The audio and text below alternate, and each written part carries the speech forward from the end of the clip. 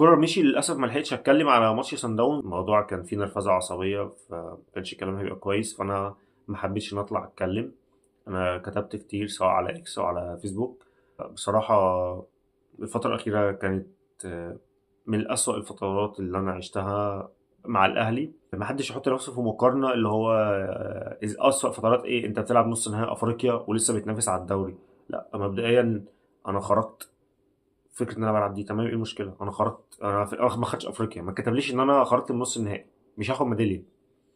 وكاس الدوري لسه موجود او كل حاجه، بس انا ما بلعبش كاس عشان ما لعبش الموسم اللي فات. خرجت من كاس الرابطه، كده ما فيش بطوله حاليا الموسم ده باستثناء الدوري اللي انا بنافس عليه. وطبعا كاس العالم للانديه. لا، الموضوع صعب، انا مش متقبل فكره ان انا اطلع من موسم من غير بطوله. دايما لما كنت بتيجي تخير حد من جمهور الاهلي بتقول له انت عايز افريقيا ولا الدوري، يقول لك انا عايز الاثنين عادي جدا. ففكره ان في حد بيشجع نادي تاني هو شايف ان هو لا، ايه ده، الموضوع عادي، الانديه كلها اي نادي بيقع. فلا، انا الفكره مش متقبلها خالص.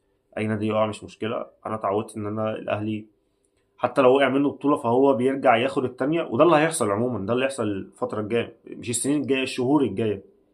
هيجي لك بطولات هتنافس عليها الشهور الجايه، اللي هي السنه الجايه عموما. هتاخد بطولات عادي. بس فكره ان انا ما بشوفهاش كتير، ومش متقبل ان انا اشوفها السنه دي. لسه انا لسه بنافس على الدوري وشايف ان الدوري في الملعب.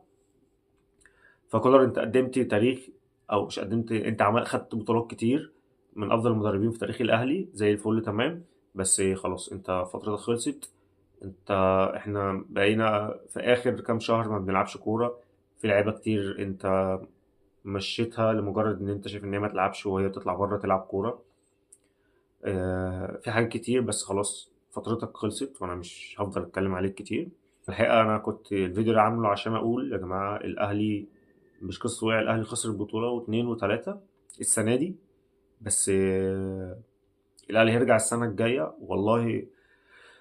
الموضوع مش توقع، بس هو التاريخ اللي بيقول كده، الأهلي هيرجع السنة الجاية هياخد كل حاجة. هو ده الأهلي، هو ده اللي أنا اتعودت عليه، هو ده الأهلي اللي هو على مدار التاريخ، وهو ده اللعيبة اللي بتيجي الأهلي أيا كان بياخد كام أو ما بياخدش كام. لعيب محترف، لعيب بيحب النادي، لعيب بيكمل عشان هو بيحب النادي، لعيب بيكمل عشان هو بياخد الفلوس اللي هو عايزها.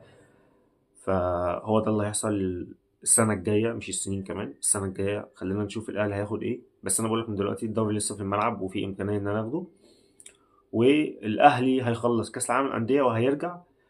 في أندية كتير مش هيبقى، أندية كتير إيه، أندية مصر كلها مش هيبقى ليها فرصة إن هي تاخد حاجة من الكورة، لأن الأهلي لما بيتاخد منه بطولة بالشكل ده أو لما يكون أداؤه بالشكل ده، الموسم اللي بعديه بيرجع يصحح اللي حصل.